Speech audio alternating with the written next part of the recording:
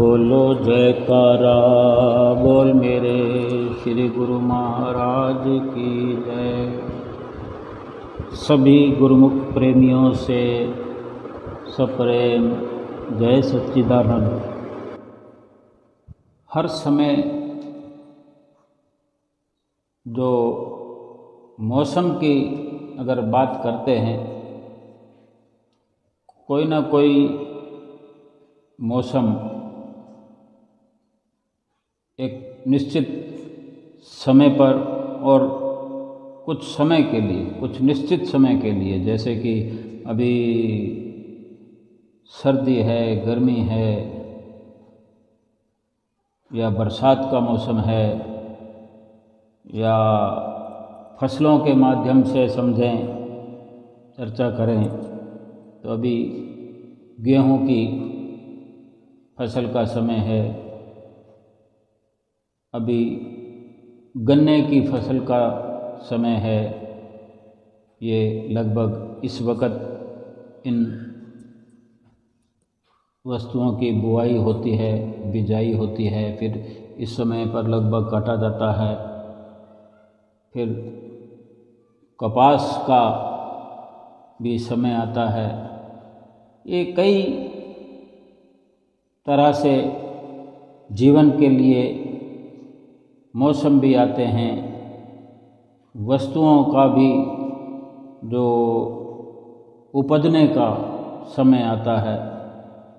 जैसे मौसम में आती है तो सर्दी आती है, गर्मी आती है, एक बसंत भी ऋतु है जो अलग से है सब ऋतुओं से, जिसको बसंत बहार भी कहते हैं। हम श्री आनंदपुर दरबार से और श्री परमहंस अद्वैत मत से जुड़े हुए हैं। श्री परमहंसों का जो हमें सानिध्य मिला है,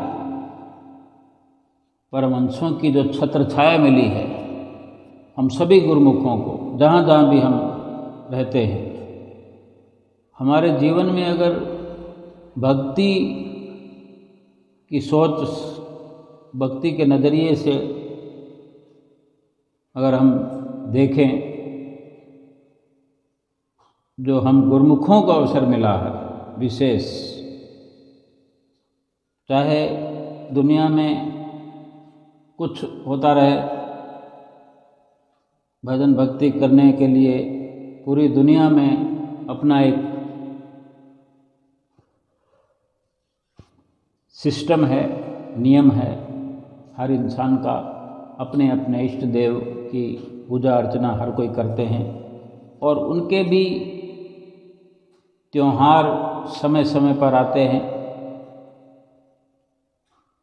पूजा अर्चना करते हैं, मेले लगते हैं। क्योंकि ये हिंदुस्तान जो है, जितने भी हम हिंदुस्तान वासी हैं, भारतवासी हैं, ये धरती ही ऐसी है, वरदान की धरती है ये। इसमें देवी देवताओं का वास जो है सारा हिंदुस्तान में रहा है।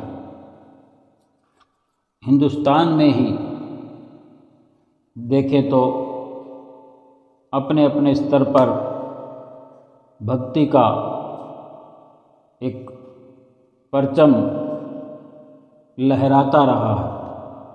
समय के अनुसार ही सही, युग बदलते रहे, समय बदलता रहा, भगवान धराधाम पर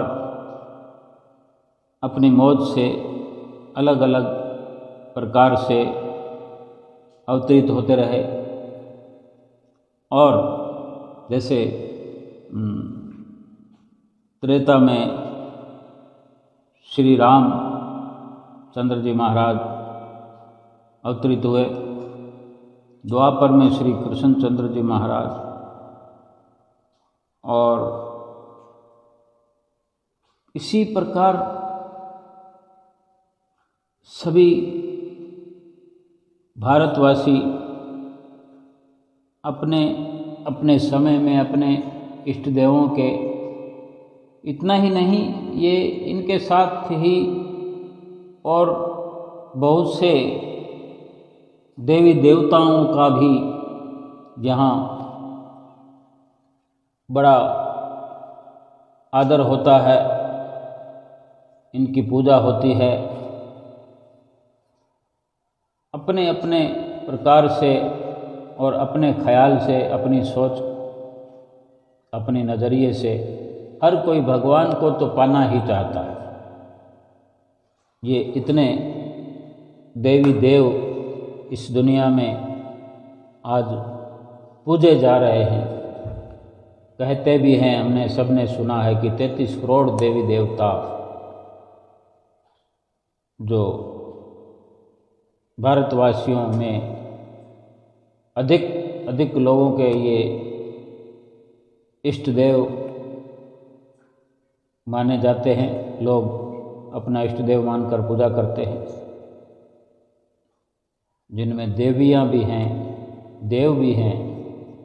यानी एक पूजा अर्चना का जो सिलसिला भारतवर्ष में चलता है, बड़े भावुक होकर, बड़े सच्चे मन से, पुलकित मन से, मन में विराग लिए हुए हर इंसान अपने स्तर पर पूजा अर्चना करता आया है, कर रहा है और करता रहेगा। कभी कोई मेला आ रहा है, कभी कोई मेला आ रहा है, कभी किसी देव की पूजा का समय आ जाता है, कभी किसी देवी की पूजा का समय आ जाता है, त्यौहार आ जाता है, त्यौहार के रूप में मनाया जाता है। पूरा भारतवर्ष हर्षोल्लास में अपने अपने पर्व की इंतजार करता रहता है। इसी प्रकार ही श्री आनंदपुर के अनुयायियों, आनंदपुर से जुड़े हुए गुरुमुख प्रेमियों के लिए एक अलौकिक दात है, अलौकिक वरदान है, अलौकिक उपहार है, जो श्री परमहंसों की ओर से हम गुरुमुख प्रेमियों को मिला। दिव्य उपकार, दिव्य उपहार और दिव्य लीलाओं का रसपान गुरुमुख प्रेमी करते हैं। और अगर मेला लगने की बात करें, त्योहार आने की बात करें, तो सतगुरु ने, श्री परमहंसों ने एक लहर चला दी है अपने गुरुमुख प्रेमियों के लिए, श्री आनंदपुर दरबार के अनुयायियों के लिए। वो चाहे कहीं भी, किसी शहर में, देश में, विदेश में, गांव में, नगर में, यानी डगर डगर में, घर घर में एक लीला रचा दी है, जो लगातार चलती रहती है, हर पल चलती रहती है, हर घंटे, हर दिन, हर सप्ताह, हर महीने, हर तिमाही, छमाही और साल भर कि श्री गुरु महाराज जी के श्री दरबार में कब मेला होता है। इसको भी अगर ठीक से समझें तो ये सबके आगे, ये सब गुरुमुखों के लिए एक निश्चित संदेश पहले से रहता है कि अभी दीपावली आ गई, फिर उसके बाद माघी का पर्व आ गया, फिर उसके बाद जो है बैसाखी का पर्व आ गया, फिर शुभ भंडारा का 2 जून का पर्व आ गया, फिर जुलाई में गुरु पूर्णिमा का पर्व आ गया, और फिर से माघी का पर्व, दीपावली का पर्व, ये चक्कर चलता रहता है। जैसे दुनिया में पर्व आते रहते हैं थोड़े थोड़े समय में और मौका मिलता रहता है, इसी प्रकार श्री आनंदपुर दरबार के भी अनुयायियों के लिए, गुरुमुख प्रेमियों के लिए ऐसे अवसर मिलते हैं। लेकिन एक थोड़ा हटकर अगर गहराई से विचार करें तो श्री आनंदपुर दरबार की जब से रचना हुई है तो एक उक्ति मशहूर है, एक संदेश ये भी है कि जहाँ श्री गुरु महाराज जी पहुँच जाते हैं, गुरुमुखों को दर्शन हो जाए, दर्शन हो रहा हो, दर्शन होने वाला हो, तो ये निश्चय सबके दिलों में भी है और ऐसा शास्त्रों में वर्णन भी है, गुरबाणी में भी वर्णन है। जा पल दर्शन साध का ता पल की बलहार, सतनाम रसना बसे लीजे जन्म सुधार। कि जिस पल सतगुरु का दर्शन होता है उस पल पर बलिहार जाना चाहिए। एक प्रेमी का भाव है कि जिस पल सतगुरु का दर्शन होता है, हो रहा है, उस पल पर मैं बलिहार जाऊं। ये भाव हैं सेवक के, भगत के, प्रेमी के, गुरुमुख के। सत्य नाम रसना बसे, कि जिस वक़्त दर्शन हो, जिस वक़्त जिह्वा पर प्रभु का बख्शा हुआ नाम उच्चारण हो, उससे जीवन का सुधार हो जाता है, इस जीव का उद्धार हो जाता है, आत्मा का कल्याण हो जाता है। तो इससे बड़ा पर्व कौन सा है? दर्शन मात्र से उद्धार हो जाए, नाम की कमाई से उद्धार हो जाए, यानी ये निश्चित तौर पर समझ लेना चाहिए। हम ये समझें कि कहीं न कहीं हमारे सतगुरुदेव दाता दयाल महाराज जी हर दिन हर पल दर्शन देते ही रहते हैं। और जो श्री परमहंसों का हर शहर में, देश में, नगर में, डगर में, गांव में, घर में, घट में श्री परमहंसों का जो सिंहासन लगा हुआ है, श्री परमहंस विराजमान है।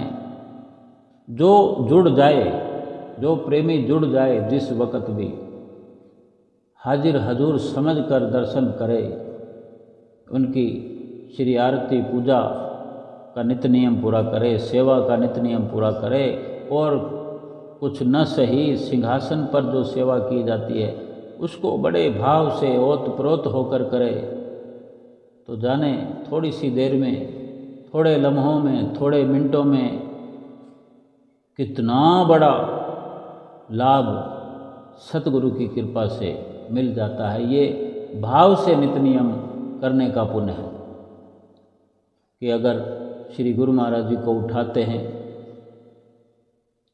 एक बच्चे को माता उठाती है, उसकी मर्जी होती है। अगर अबोध बालक है, छोटे से छोटा बालक है, 2-4 महीने का, 2 महीने का बच्चा है, उसको भी देखो, अगर उसको उठाया जाए तो वो अपनी मर्जी से उठता है। माता के या पिता के या उसके बड़े भाई बहनों के उठाने से, क्योंकि सब इंतज़ार कर रहे होते हैं उससे खेलने के लिए, उस बच्चे से लाड करने के लिए, क्योंकि उसको हंसता हुआ देखकर मन बांग बांग हो जाता है। और जहाँ पहले बच्चे की प्राप्ति हो तो फिर कहना है क्या है। लेकिन वो नहीं उठता है, और माता का ऐसा रोल होता है कि बड़े प्यार से, बड़े लाड से उसको उठा भी लेती है, नींद से जगा भी लेती है, अपनी गोदी में लिए हुए रोने भी नहीं देती, उसको संभाल लेती है। तो ये एक इतिहास में निश्चित तौर पर हर कोई समझता है, मानता भी है कि माता का जो प्यार है, स्नेह है, वो पिता से 100 गुना है। और इसी प्रकार माता से जो अधिक प्यार है वो भगवान का है। भगवान से अधिक प्यार जो है वो सतगुरु का है, हजारों करोड़ों गुना अधिक है। क्यों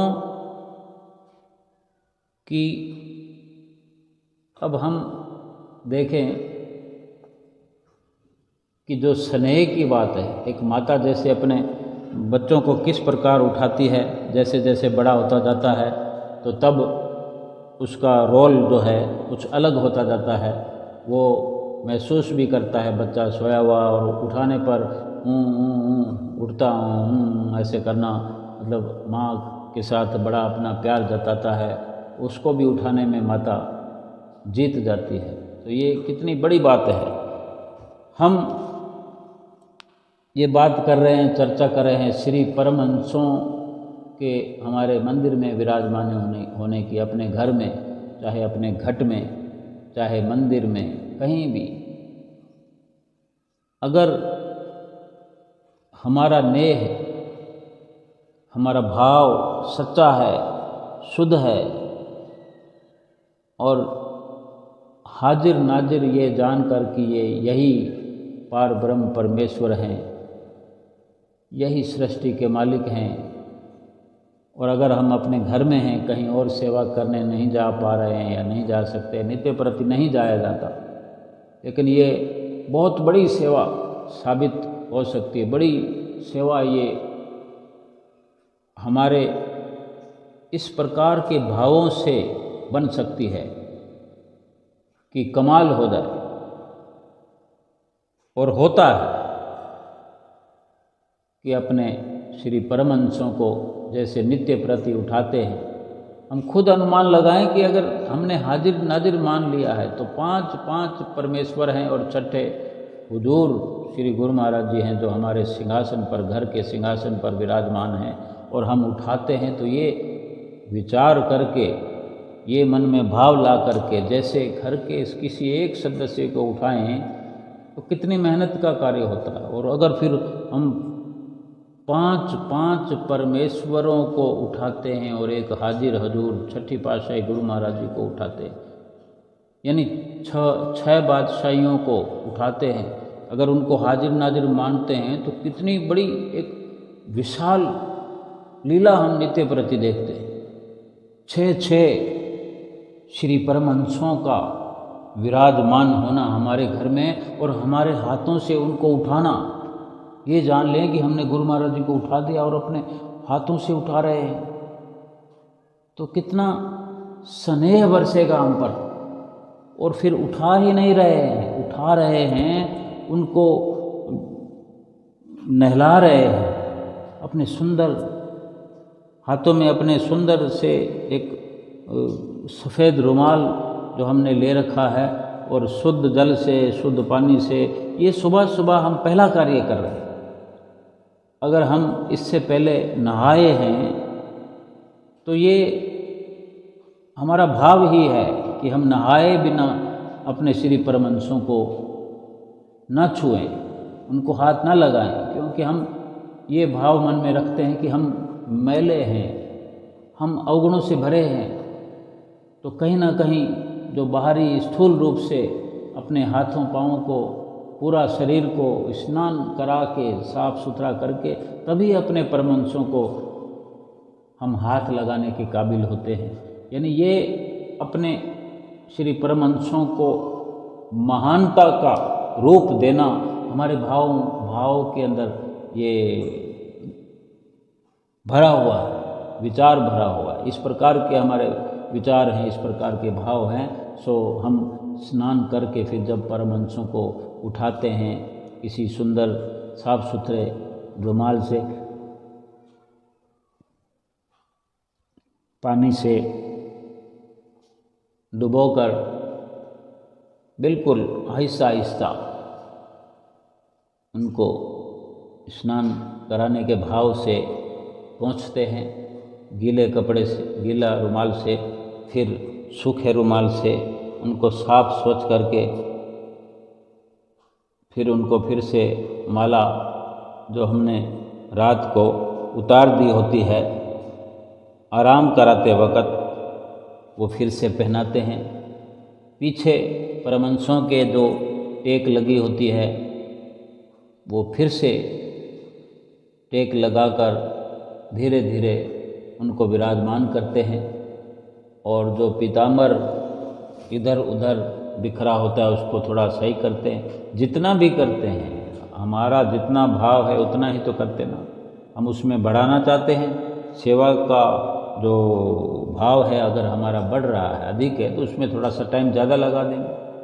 पीताम्बर को ठीक करने में थोड़ा ज़्यादा टाइम लगाएंगे, उनको नहलाने में थोड़ा टाइम ज़्यादा लगा दें, उनको उठाने में थोड़ा टाइम ज़्यादा लगा दें।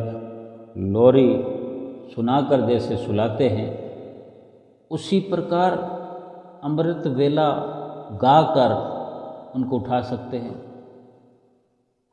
जो श्री दरबार का अमृत वेला जो लिखा गया है पुस्तक में, उसको बोलकर गाकर उनको उठाएं, धीरे धीरे लगाएं। हम अपना टाइम बढ़ा देंगे तो हम हमारे अपने भावों के अनुसार कहाँ के कहाँ पहुँच जाएंगे। अगर हमने अपने इष्ट देव सतगुरु दाता दीनदयाल महाराज जी श्री परमहंसों को अगर हाजिर नाजिर जानकर अगर उनसे ये भाव स्थापित किया है, करते हैं या करेंगे, तो बहुत बड़ा लाभ हो जाएगा। लाभ के मायने बदल जाएंगे, सेवा के मायने बदल जाएंगे। और फिर उनको विराजमान करना, फिर सर्वप्रथम चाय या दूध जो हमको ठीक लगता है हम बनाते हैं, तो पहले श्री गुरु महाराज जी के पास लेकर आ जाते हैं, फिर उनको भोग लगाना शुरू करते हैं। आज के युग में इतनी भागम भाग की ज़िंदगी में, इतनी भाग दौड़ की ज़िंदगी में बिल्कुल समय नहीं है। कई बार चूक भी हो जाती है, चाय गर्म है कि ठंडी है, हमने चम्मच से भोग लगाना है तो ये भूल जाते हैं देखना और गर्म चाय से भोग लग जाता है। लेकिन अगर हमको ये भाव अपने बड़े करके समर्पित करना है या सेवा का लाभ अधिक लेना है, वहीं खड़े खड़े श्री परमहंसों के साथ, श्री परमहंसों के आगे खड़े खड़े हम 100 गुना, 1000 गुना, लाख गुना, करोड़ गुना लाभ बढ़ा सकते हैं।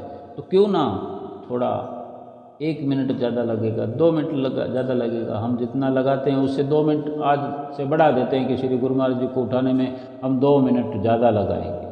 चाहे पहले हम आधा लगाते हैं, आधा मिनट लगाते हैं, 1 मिनट लगाते हैं, या 5 मिनट लगाते हैं, 10 मिनट लगाते हैं, 2 मिनट और बढ़ा दें। इस 2 मिनट के मायने को हमने समझना कि इस 2 मिनट में जो आज से हम अधिक मन के अंदर भाव 2 मिनट के जो पैदा करने हैं, उनको ये हम जो इस चर्चा में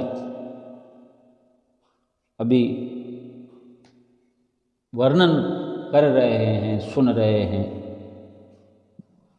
तो इस 2 मिनट के मायने कुछ के कुछ हो सकते हैं। कहाँ से कहाँ लाभ हो सकता है। केवल अपनी श्रद्धा को बढ़ा देना, अपने भावों को सुंदर कर देना है। उस 2 मिनट में वो सारी प्रतिक्रिया भी होगी। अगर भोग लगा रहे हैं चाय का या दूध का, थोड़ा सा संयम रखते हुए, थोड़ा ज़्यादा ठंडा हो जाएगा, थोड़ा सा, क्योंकि वो गर्म तो करके लाए हैं। उसमें अगर 2 मिनट अगर हमारे कटोरे में या कटोरी में या चम्मच में थोड़ा सा लेकर भोग लगाते, तो चम्मच में लेकर थोड़ा सा रुक जाएं, धीरे धीरे बारी बारी सभी परमहंसों को भोग लगाना है। और श्री गुरु महाराज जी को हाजिर नाजिर जानकर ऐसा मन में भाव बनाए कि हम श्री अनंतपुर दरबार में खड़े हैं, श्री प्रयाग धाम दरबार में खड़े हैं, श्री गुरु महाराज जी सिंहासन पर विराजमान हैं। देखें, श्री गुरु महाराज जी जब सिंहासन पर विराजमान होते, दर्शन खुलते हैं, तो भोग लगाया जाता श्री गुरु महाराज जी को। जो पहले कुछ समय पहले भोग का एक अलग समय होता था दोपहर का, अब श्री दर्शनों के समय सारा काम होता है समय को देखते हुए, वक़्त को देखते हुए, क्योंकि श्री गुरु महाराज जी की स्वयं की बड़ी व्यस्तता होती है। ना जाने कितने कितने कहाँ कहाँ काम छेड़ रखे हैं, कितने कितने जगह कंस्ट्रक्शन चला रखे हैं, कितने कितने लोगों को मिलते हैं, किस किस जगह मिलते हैं, किस किस प्रकार से, किस किस तरह के लोगों के जो दुख हैं वो काटते हैं। हम क्या उनकी गिनती कर सकते हैं, हमारे जिभा में क्या इतनी ताकत है। लेकिन हम अगर थोड़ा सा उसको विस्तार, अगर हमारे अंदर भरा पड़ा है, अगर हम कहने को हम सब कहते हैं, हम बहुत समय से जा रहे हैं, हमको 50 साल हो गए, हमारे 40 साल हो गए, कोई कहता 30 साल हो गए, कोई कहता 10 साल हो गए, कोई कहता हमारा तो परिवार ही दरबार में है, मेरे दादाजी थे, मेरे पिताजी भी थे, मेरी बुआ थी। इस तरह का एक दौर चलता है। अब उसमें क्या है कि मेरे दादाजी थे, मेरे पिताजी थे, मेरे बुआ थी, मेरी मामी है, कोई कहता मेरा चाचा है। तो कहीं ना कहीं हम भी उस कड़ी में पीछे से आते रहे हैं। आज हमारे दादाजी कहाँ हैं, क्या हम जानते हैं? इन्हीं गुरुमुख प्रेमियों में, श्री दरबार के संतों महात्माओं में शामिल हों, हम क्या जान सकते हैं। लेकिन ये तो निश्चय है ना, निश्चित ही है कि जो गुरुमुख है, अगर हम अपने दादा के, अपने पिता के नक्शे कदम पर हैं, हम ये गीत गाते हैं कि हमारे पिताजी, हमारे दादाजी बहुत अच्छे भगत रहे हैं, बहुत सेवा की है दरबार की, तो क्या हम ही उनका रूप लेकर फिर से आ गए हों? और ये सिलसिला चलता रहता है।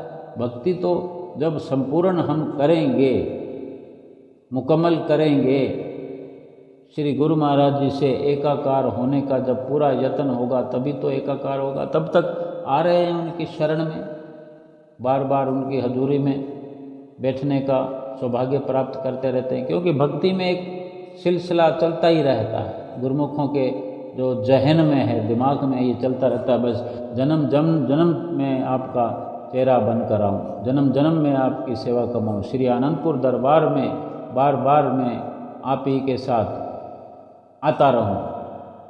तो ये कहीं ना कहीं भाव हैं जो हमें अपने सतगुरु के साथ बार बार जोड़ते हैं और माया से बचा कर जोड़ते हैं। और इस प्रकार भक्ति करते करते करते एक दिन सतगुरु के साथ हमारा मिलन हो जाता है, आत्मा का परमात्मा से मिलन हो जाता है। तो नित्य प्रति का जो हमें अवसर मिलता है, उससे बढ़कर तो कोई लाभ है ही नहीं कि श्री परमहंसों को उठाने का जो सुबह सौभाग्य मिलता है, उसमें थोड़ा सा प्यार, थोड़ा सा हार्दिक विशुद्ध प्रेम अपने भावों से भरकर वो कार्य कर दे, सारा दिन वो नज़ारा अपनी आँखों से हटेगा ही नहीं। श्वास श्वास भक्ति होती रहे। और इस प्रकार सभी परमहंसों को भोग लगाना, उनके आगे जो गदेला बिछा हुआ है, टॉवल बिछा हुआ है, वो सही करना, इधर उधर से सलवट निकालना, उसको अगर धारीदार टॉवल है तो उसको देखना कि धारी कोई एक किनारे से इधर लटक रहा है और उस किनारे से ऊपर है। पीताम्बर जो है वो कहीं इधर से लटक रहा है, बीच में से ऊंचा है, उस साइड से कैसा है, तो उसको थोड़ा सही करते करते करते उसको लाइन बाय लाइन उसका मिलान कर दें। ये भी सेवा है, ये उत्तम सेवा है कि अपने सतगुरु का, अपने परमहंसों का इतना ख्याल रखना। अगर श्री गुरु महाराज जी के सिंहासन पर विराजमान श्री परमहंसों की छवियों के साथ, श्री परमहंसों की छवियों के साथ हर समय तत्पर रहना, यानी अगर आंकलन करना हो, समय को बांधना हो, समय को गिनना हो, टाइम देखना हो, तो कुछ ही समय हम दे रहे हैं। लेकिन इसको अपने भावों से अगर हम विस्तार करें, अपने भावों के साथ मिला करके, ओतप्रोत हो करके अगर हम महसूस करेंगे, तो ऐसा लगेगा कि सारा दिन, सारी रात हम अपने श्री परमहंसों के साथ व्यतीत कर रहे हैं। क्योंकि उनका जो गहराई से चिंतन करना, जो दिल की गहराइयों से उनका ख्याल है। ये जितनी भी चर्चा हम कर रहे हैं अपने श्री परमहंसों की, जिनको हमने पार ब्रह्म परमेश्वर माना हुआ है और पार ब्रह्म परमेश्वर हैं भी, लेकिन सबसे बड़ी बात यह है कि हमने मान लिया है कि कोई और है नहीं, कोई और हो सकता नहीं। इस प्रकार की जो चित्तवृत्तियाँ हमारी उनके उठाने में, सुलाने में, भोग लगाने में, उनके लालन पालन में यानी स्नान कराने में, उनकी देख रेख में, उनकी पोशाक में, वस्त्रों में जो हमारी रुचि है, सुरती है, ध्यान है, ये दिल की गहराइयों से अगर है, होता है, हम करते हैं, तो ऐसे लगेगा फिर ये जो मौसम की हम बात करें तो ये पूरा जीवन ही एक भगवान से मिलने का मौसम आ गया है। ये जीवन वास्तव में भगवान से मिलने का मौसम है। जैसे कभी अनाज बोने का मौसम होता है, ऋतु होती है, कभी गन्ना बोने का, यानी ये सर्दी, गर्मी, पतझड़, ये अलग अलग प्रकार के मौसम आते हैं। अलग अलग प्रकार में अलग अलग की जिनसें बोई जाती है, फिर फसलें काटी जाती है। तो ये एक मनुष्य का जो जीवन है, ये प्रभु से मिलने की बारी है। जीवात्मा को परमात्मा से मिलाने का ये मनुष्य जीवन ही एक मौसम है, ये वक़्त है, ये अवसर है, ये मौका है। फिर ठीक ठीक इस प्रकार की जो हमारी नित्य प्रति की जो आदत हो जाए, जो हमारी ज़रूरत हो जाए, संसार के साथ, संसार वासियों के साथ, परिवार के साथ, रिश्ते नातों के साथ तो हमारी सुरती लगी हुई है ही, लेकिन इस बात को समझ पाएं कि वो सब झूठ है और ये सत्य है। फरमाते भी हैं हमारे हुजूर श्री गुरु महाराज जी ने वचन भी अभी 2 जून के अवसर पर अपने मुखार बिंद से फरमाए थे कि कबीर आदि साखी ये कोट ग्रंथ कर जान, नाम सत्य जग झूठ है, सुरत शब्द पहचान। सुरत और शब्द की पहचान करना है, सुरत और शब्द का मेल करना है। अगर ये हम समझ पाएँ कि ये कार्य करने के लिए मनुष्य जन्म जो है हमें ये अवसर के रूप में मिला है, बारी के रूप में मिला है, या एक ये मौसम हमें मिल गया। 84 लाख योनियों में तो अवसर मिलते ही रहे, लेकिन ऐसा मौसम जो अपनी जीवात्मा को परमात्मा से मिलाने का, 84 लाख योनियों से छुटकारा पाने का, केवल ये मनुष्य जीवन ही मौसम है, अवसर है। बाकी सब योनियों में गर्मी आती रही, सर्दी आती रही, पतझड़ आते रहे, किसी भी प्रकार से हम अगर देखें तो वो केवल और केवल नारकीय योनियां हैं। दुखद एक जीवात्मा के लिए सारा कुछ दुखद ही दुखद रहा। कोई योनि ऐसी नहीं आई जिसमें जीवात्मा को चैन मिला हो, जीवात्मा ने कुछ आराम महसूस किया हो, कभी कुछ सुख महसूस किया हो।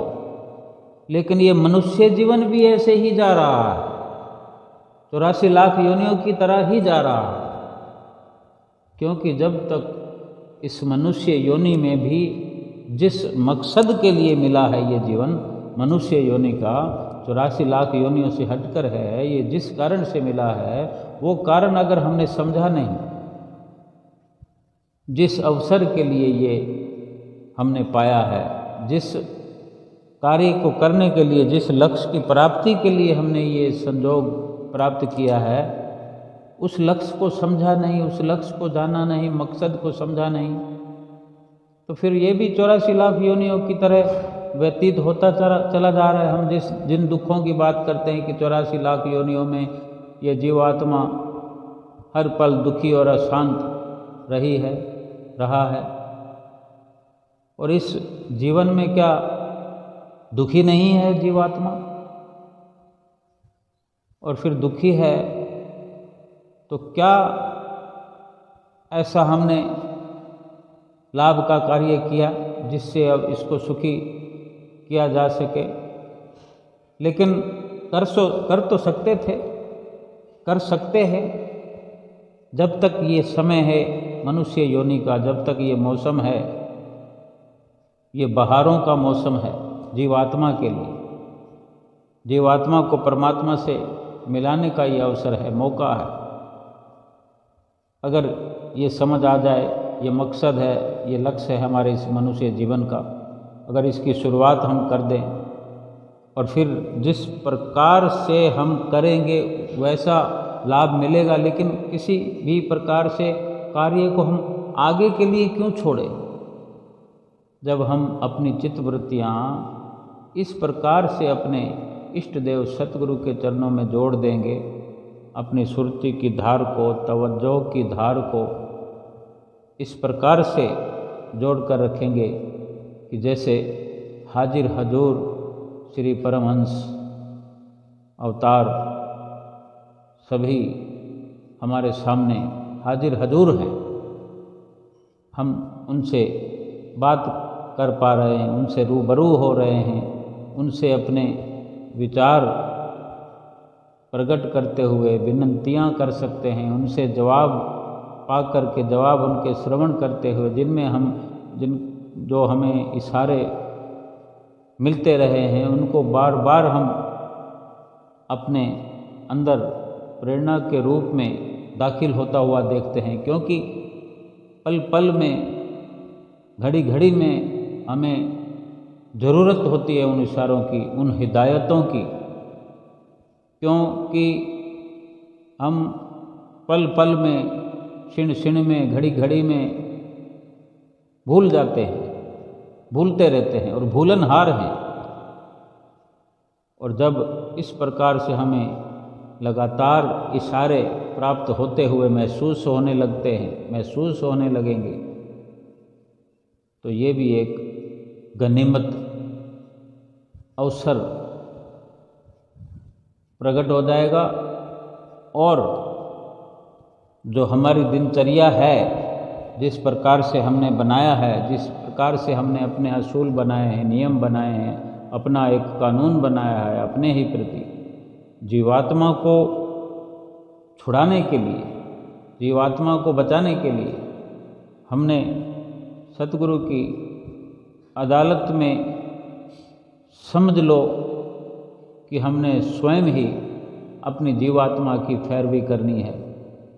उसकी पैरवी करते हुए जो वाजिब कार्य है, जो वाजिब कर्म है, निष्काम कर्म है, जो हमने सेवा भक्ति का जो हमने रास्ता चुना है, अपने सतगुरु से सच्चे हार्दिक विशुद्ध प्रेम का जो हमने अपने आप से एक भावों के, सुंदर भावों के तहत जो हमने एक रिश्ता बनाया कि हम सभी कुछ करते हैं। श्री आरती पूजा भी हम पहले करते थे, आज भी करते हैं, करेंगे भी सही, करते रहेंगे। सेवा भी करते थे, करते हैं, करते रहेंगे। भजन अभ्यास भी करते थे, कर रहे हैं, करते रहेंगे। लेकिन किस प्रकार हो रहा था उसको आज हमने अपने अलग प्रकार के नियंत्रण के अंदर कुछ तब्दीलियां करते हुए, कुछ समझ अपने अंदर पैदा करते हुए कि जो किया जा रहा है उसको दिल की गहराइयों से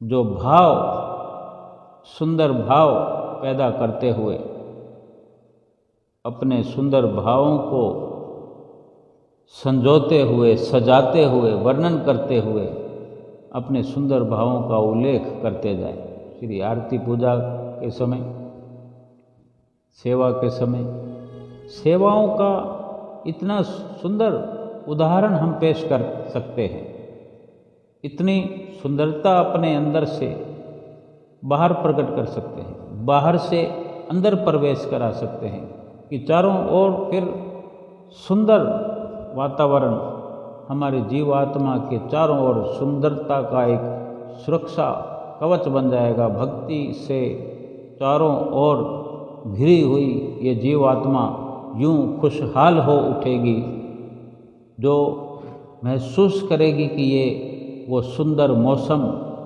जिसमें हर क्षण, हर घड़ी, हर पल, हर घंटे, हर सुबह, हर शाम, हर दोपहर, हर रात्रि, हर दिन, हर सप्ताह, हर महीने, हर साल, यानी हर पल त्योहार ही त्योहार है, पर्व ही पर्व है। और ये केवल और केवल पूरा जीवन जो है एक त्योहार है, एक बहारों का मौसम है, क्योंकि ये पूरा जीवन हम ये विचार करें तो केवल और केवल भक्ति के लिए मिला हुआ है। और भक्ति इसीलिए करनी है कि जीवात्मा को, जो आज तक जाने कितने युग बीत गए, कितनी बार 84 लाख योनियां भोगी, एक बार नहीं जाने कितनी बार 84 की गर्त में हम जा गिरे, इस जीवात्मा को अभी इसी वक्त आज़ाद कराना है। अभी का अभी आज़ाद किया जा सकता है, कराया जा सकता है, क्योंकि फैसला सच्ची सरकार के हाथ में है, जहाँ पर केवल और केवल निष्कामता देखी जाती है, भाव देखे जाते हैं, भक्ति देखी जाती है। किसी प्रकार की दलीलें, अपीलें, सबूत वगैरह ये कुछ नहीं चाहिए। केवल और केवल हमारी ओर से जो नित्य प्रति हर घड़ी, हर पल निष्कामता का जो हमारे भीतर से भाव उमड़ता है, निष्काम सेवा, सच्चे हार्दिक भावों से श्री आरती पूजा हमको इस प्रकार से करना है। ज़रूरत यही है। श्री गुरु महाराज जी ने प्रेरणाएं दी हैं, देते रहते हैं, देते रहेंगे, बार बार अपने वचनों में हिदायतें की हैं, बार बार समझाते भी हैं, लेकिन हमने जो अपनी ओर से करना है, ज़रूरत उसकी है कि हम किस प्रकार से कर रहे हैं और ज़रूरत किस प्रकार से करने की है। श्री आरती पूजा को करते समय सुंदर भाव बना करके, सुंदर मन बनाकर, जितनी देर भी हम वो उस कार्यक्रम में अपना चित्त लगाएंगे, जितनी देर का भी समय है, उतनी देर तक जो निर्मलता आएगी, पावनता आएगी, शुद्धता आएगी, वो शुद्धता फिर कहीं अपना दामन और फैलाती चली जाएगी, क्योंकि शाम को फिर श्री आरती पूजा करनी है, फिर दूसरे दिन की सुबह होने में समय नहीं लगता। इस प्रकार कितनी सुबह हमारे जीवन में आएंगी, कितनी संध्या हमारे जीवन में आएंगी, और कितने ही पल ऐसे रंगीन होते चले जाएंगे, और फिर एक ऐसी घड़ी हम जितना चाहें उतना जल्दी ऐसी घड़ियां हमें प्राप्त होने लगेंगी कि हर घड़ी भक्ति से रंगीन हमें नज़र भी आएगी, हमें महसूस कराएगी कि जीवात्मा सुख का श्वास लेने लगी है, जीवात्मा आज़ाद होने लगी है, जीवात्मा 84 लाख योनियों से छुटकारा पाने लगी है, जीवात्मा अपने लक्ष्य की ओर बढ़ रही है, अपने निज घर की ओर कदम बढ़ा रही है। और ये जब नज़र आने लगता है, ये महसूस होने लगता है, तो हमारा जीवन कुछ का कुछ होने लगता है, कुछ का कुछ हो जाता है।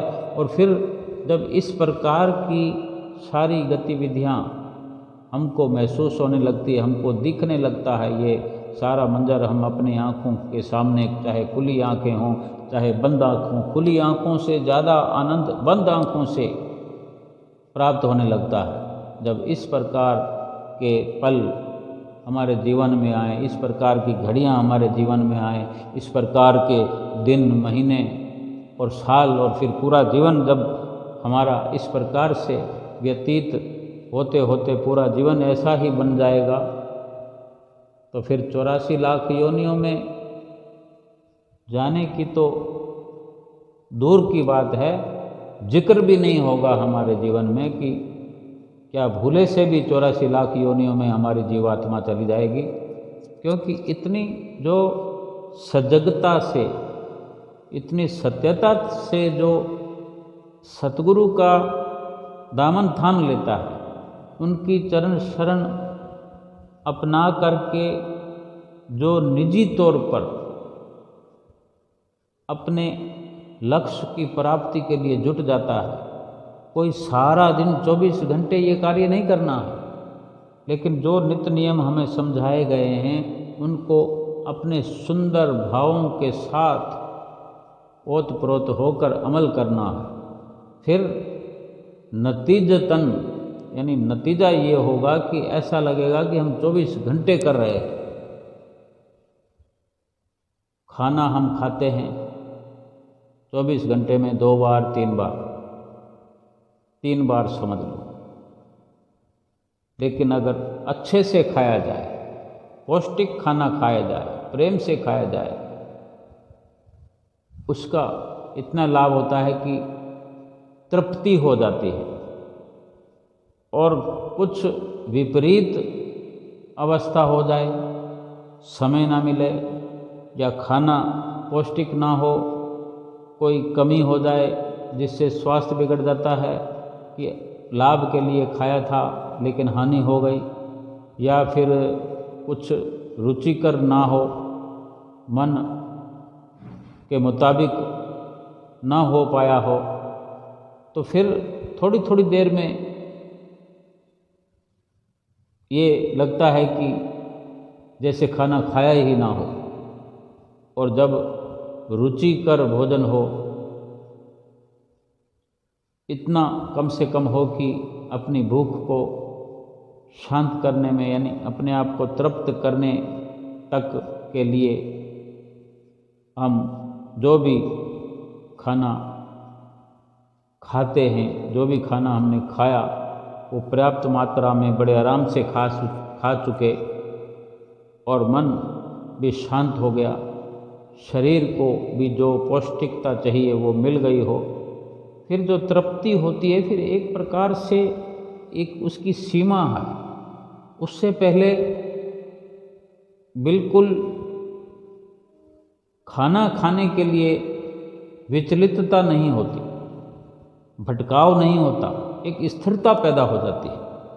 ये भक्ति का मार्ग भी इसी प्रकार है कि अगर अच्छे से जीवात्मा का ख्याल करना है, अच्छे से जीवात्मा को मंजिल पर पहुंचाना है, तो बिल्कुल जितना भी समय है, सुबह श्री आरती पूजा का समय है, श्री गुरु महाराज जी को उठाने का समय है, और फिर श्री आरती पूजा करते हुए जब कार्यक्रम की समाप्ति हो जाती है, फिर बहुत देर तक संसार के कार्य तो करने हैं, करते रहे, लेकिन मन में एक चिंतन चलता रहे, एक लहर सी चलती रहे, एक बहार चलती रहे।